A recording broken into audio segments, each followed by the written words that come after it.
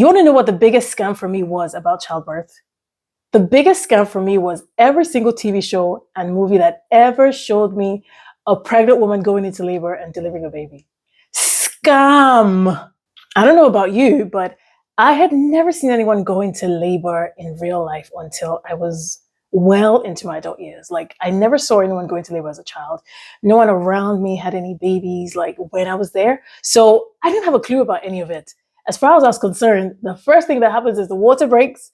Then everyone starts rushing around trying to get to the hospital. And in the middle of a whole bunch of crying and screaming, there's a doctor saying, push, push. And there's a lady lying down on the hospital bed. I mean, come to find out that in real life, labor happens in stages. Like, it's not just one frantic event from breaking of waters to like screaming. It literally happens in stages. I wish I'd known that. I wish I'd known it wasn't a frantic event from start to finish. I wish I'd known more about the various stages of labor. I bet there's at least one other woman out there who intends to birth babies, but doesn't yet have a clue about anything to do with the stages of labor. So on this episode of the Birthing Blissfully Podcast, as part of the What I Wish I'd Known About Childbirth series, let's talk about the stages of labor. Ever get the sense that having a baby is like a crazy roller coaster ride where you have to brace yourself for the worst and hope for the best? Well, it doesn't have to be. Get the scoop right here on Birthing Blissfully with Ibiene Warmann. It makes me laugh now, but I used to think that if I was ever going to go through labor, I was going to need it to be two things: as fast and as painless as possible. That was until I found out that there's such a thing as labor going too fast. There's such a thing, there's the little thing called precipitous labor, where everything goes a little bit too fast. Contractions go from like 0 to 100 really quickly. And, like everything is so hurried. There's no time for pain management. And it literally ends up being like a crazy ride for the mom, where she ends up like in shock, totally overwhelmed. And yeah, I found out basically that there's a reason why labor happens in stages. There's a reason why the whole process is designed to go the way it does. And that maybe I did not want a birth that was super fast after all. Now, you know the old adage, be careful what you wish for. Yep, that springs to mind here. But I can tell you that I still held on to the painless part because I haven't found any argument yet about why I shouldn't want that. But anyway, I digress. So let's talk about the stages of labor. Officially, there are 3 stages of labor, and they have very simple names: first stage of labor, the second stage, and the third stage. Now, going by what we see on TV, you would think that labor generally starts with the breaking of waters, like somebody's water breaks and now labor has started. Now, in the movies, like you would see a lady doing something and then it would be like, oh, I think my water just broke. And everyone is surprised, but she's just as surprised. And yeah, like I said, that's a scam. But anyway, there's nothing to indicate that, she's about to go into active labor. She's generally surprised. I can tell you that that's not the case. I can tell you that that's not the normal case. I can tell you that that's not generally what happens. It does happen in some instances, but usually there would be some level of like contractions or something going on before the waters break. Right? Because we do have people who's like, sometimes your water can break and it can be a surprise to you, but oftentimes that's when it breaks too early. Or so there's like, so when I say breaks too early, your water can break and then there's no sign of active labor, right? Like you can be with no contractions or anything else that indicates that labor is ready to start, and it can be like that for a couple of days even. That's usually, the term for that is usually, it's abbreviated PROM. So it's a premature rupture of membranes. And that has its own risks because, like if you experience that and you don't like have you don't go into active labor, then you're likely to be induced to avoid complications, to avoid infections. It's a different story, right? But it's not the general case. It's actually not what usually happens. Most people who have their waters break are not completely surprised because there's already stuff going on that has shown them that labor is knocking on the door. Okay. So anyway, the start of labor differs from person to person, but it's useful to know that for most people, the dramatic breaking of waters, surprisingly out of nowhere, is not what happens. So if it doesn't happen to you, you're not like a weirdo, you're not strange or anything like that. To give you a little bit of an overview of the 3 stages of labor. There's the first stage, which is where contractions start happening, your cervix is dilating, and you could think of it as the journey to the 10 centimeters. When you hear people talk about, oh, they checked me and I was 4 centimeters, and they checked me again and I was 6 centimeters. Yeah, it's that journey. That journey getting to 10 centimeters is the first stage of labor. Second stage is the pushing stage, where you're actively pushing until your baby is born. And then the third stage is birthing the placenta. So that's an overview of the 3 stages. So these stages, they feel quite different from one another, and they actually all require something a little different from you. Labor isn't like one crazy experience that is the same from start to finish. Like it changes. It changes with the stages. The feelings change with the stages. What's required of you changes with the stages. Now, let me just say a few things about each stage of labor, since we're, just trying to give a bit more information to anyone who may not know. Like I didn't know there was anything like stages of labor, like back in the day, right? So first stage of labor, this is a stage where contractions kick in, and the focus is on the cervix dilating to 10 centimeters or thereabouts. The whole idea here is you want to progress to 10 centimeters. So the contractions will come, your baby's traveling down, the cervix is opening up to get to the point where, the baby's in the birth canal, goes through the birth canal and can be born. That is all for a stage of labor. All of that kind of like, it's kind of like a waiting game, right? Like I said before, I used to think that once labor started, you'll be in pain constantly until your baby is born. Like I just thought, like watching the movies, I just thought, labor starts, it's pain, all the way till baby is born, and then pain reduces or whatever, or goes away. But I didn't realize that the painful part of this stage of labor was contractions. And that contractions don't last, they're not constant, they don't last forever, right? So the average contraction will last anywhere from about 30 seconds to a minute, thereabout. But in between contractions, you get a break. Yeah. So you might have heard people talk about timing their contractions. So they'll be like, oh, my contractions were 10 minutes apart, and then they were 8 minutes apart. And then I went to the hospital when they were 5 minutes apart, something along those lines. Those are actually breaks woven in by nature for the benefit of both you and the baby, actually. So you can get needed rests in between. Baby can also get a bit of rest in between, because the baby's being squeezed. You're not the only one having stuff happen. The baby's also, being squeezed to be born into the world. So you might have a 40-second contraction, and then you might have a whole 10-minute break before you have another one. And in those breaks, a lot of people don't realize this, but in those breaks, you are yourself. Like the pain that comes with contractions isn't going on during those breaks. So you're not in any significant pain or anything like that. And you can just carry on with regular stuff, go read a book, grab a snack, watch TV, play a game, hop on the phone, regular stuff, right? So yeah, I wish I'd known that. I wish I'd known that it wasn't like a crazy pain fest from beginning to end, like I used to think it was. So I think that's really useful information for people to have if you did not know that. And that's definitely better than being in constant pain, right? Because that's what I thought. Did you think that? Was there ever a time you thought that? I thought you'd just be in constant pain once you went into labor. I'm glad to find out that that's not the case. And I hope you are too. So anyway, still on the first stage, contractions get closer together, and they usually they can start lasting longer, they get a bit more intense. But this whole stage can feel like a waiting game because there's not so much to do. You're playing a bit of a passive role in a sense. But the two things to mention here. If you get induced, then some of what I'm saying may not apply to you, because contractions from inductions are a different ball game altogether. They kind of you can think of them like they're artificially induced. I don't know how else to say it. So they don't care to follow these rules. Okay. All of this, they give you a break, they increase in intensity gradually. They don't follow those rules necessarily. Oh no. So if you get induced, honestly, it's anyone's guess how your contractions will go. Okay. Just putting that out there. And I'm considering making an episode on inductions, right? What I wish I knew about getting induced. If you'd like to see that, if you want to see that, go ahead and leave me a comment so that I know that there's some demand for it and it's not just me thinking. So yeah, let me know in the comment section, and I will see if I can fit it in to the series on what I wish I knew about childbirth. The other thing I wanted to mention is that preparing effectively for this stage can make a huge difference to how much pain or discomfort you feel throughout the stage.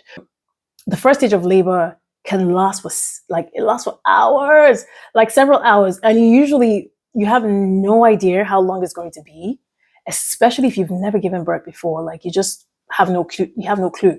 So it's worth equipping yourself with some tools and techniques that can help you manage contractions well, can keep you more comfortable, can help to reduce the pain.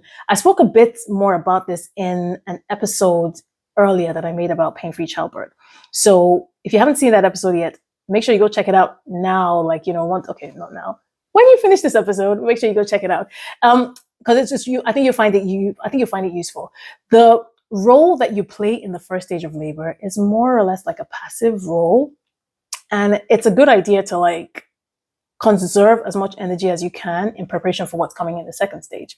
So this stage of labor, the first stage, is also the stage where your hospital or your midwife will normally tell you when to come into the hospital, because you would normally go in during this first stage. Like if you're giving birth outside of your home, of course, if you're having home birth, it's a bit different.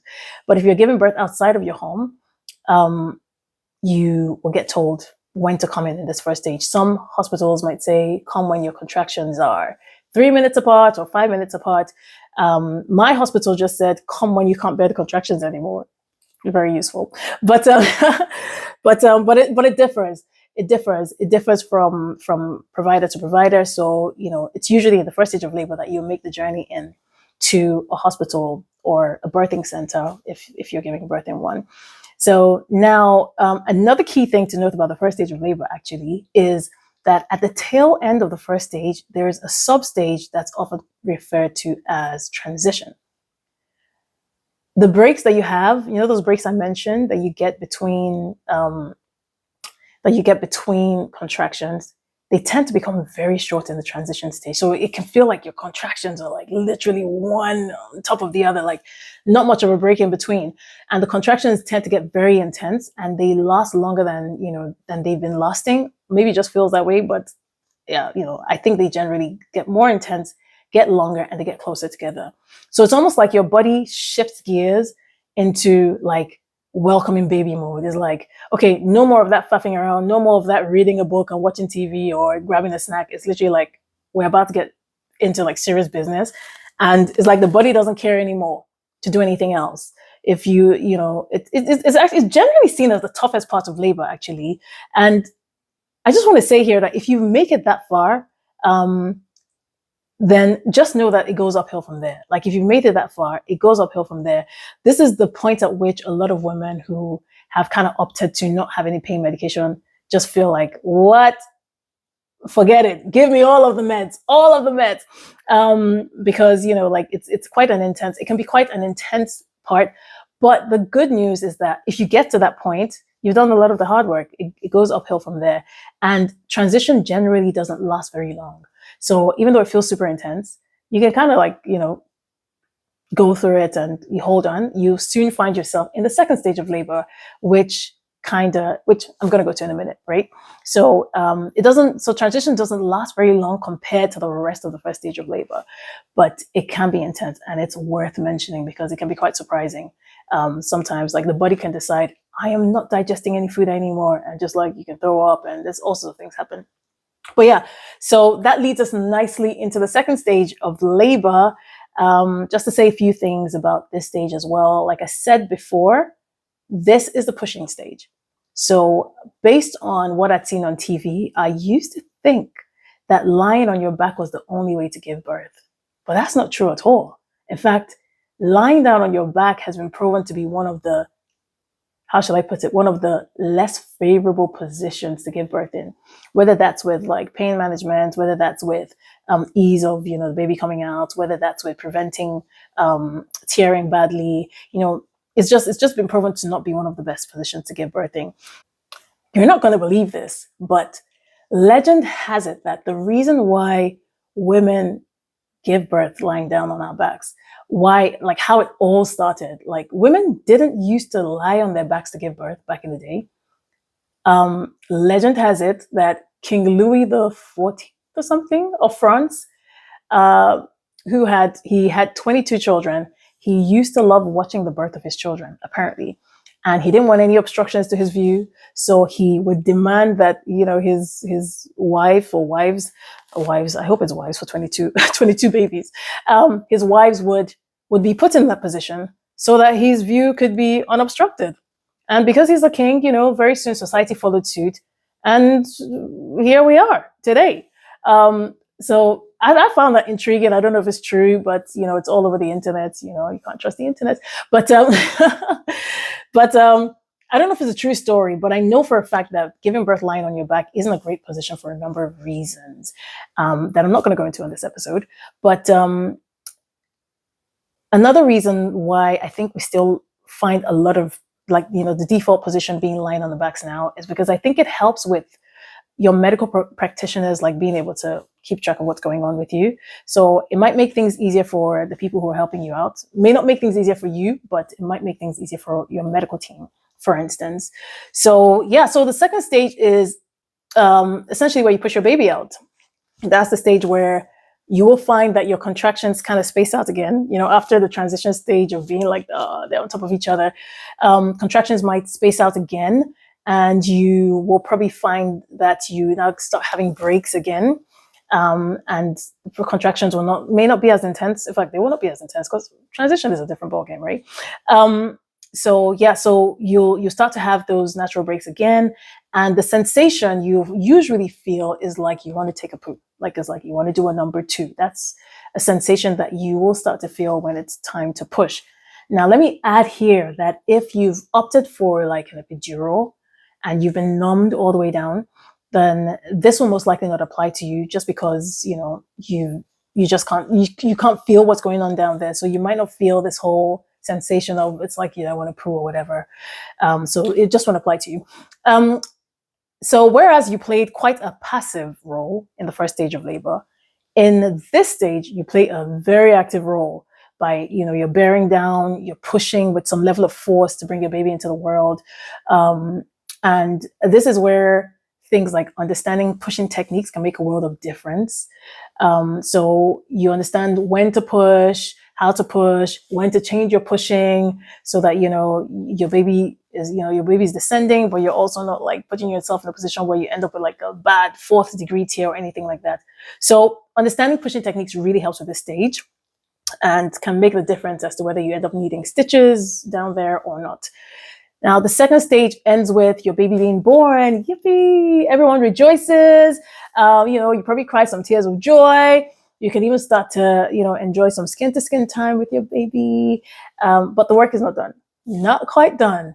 So we go into the third stage of labor, which is the stage that involves giving birth to the placenta. Now, honestly, this stage is a walk in the park compared to everything you've dealt with up until this point.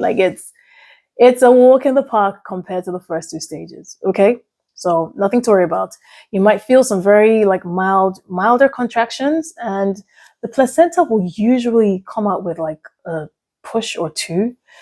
Sometimes, you might be asked to cough a bit to kind of get the placenta out or whatever. But the midwives or the doctors attending to you will want to make sure that everything's come out intact. None of it's been left behind inside of you, because that can be very dangerous. But so the third stage is the shortest stage.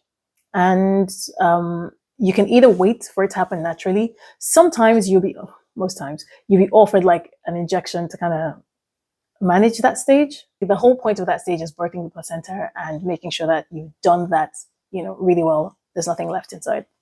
So that's it. That's an overview of the stages of labor. There are so many other elements of these 3 stages that I haven't gone into on this episode, because this was more about giving you an overview than actually going into the nitty-gritty and the detail, the fine detail of every stage. But if you weren't really aware of the stages of labor before, this should give you a reasonable introduction to the stages of labor. I know back in the day, one of the reasons why I used to be so scared at the prospect of giving birth was because I didn't understand any of this. I didn't have a clue about any of this. And, what I thought and what I'd seen on TV And then the movies just wasn't giving the kind of vibes of anything that I wanted to go through. So I thought labor was just one drawn out experience of nonstop pain until the baby was born. And so I wish I'd known about the stages of labor. I wish I'd known more about how they work back then when I was scared. But so I know now, and I'm passing on the information to anyone who doesn't yet know. So listen, if you've been apprehensive about childbirth because you've thought the same thing that I thought, which is like, this is just one painful thing, nonstop pain from start to finish, don't even worry about it. Honestly, don't worry about it.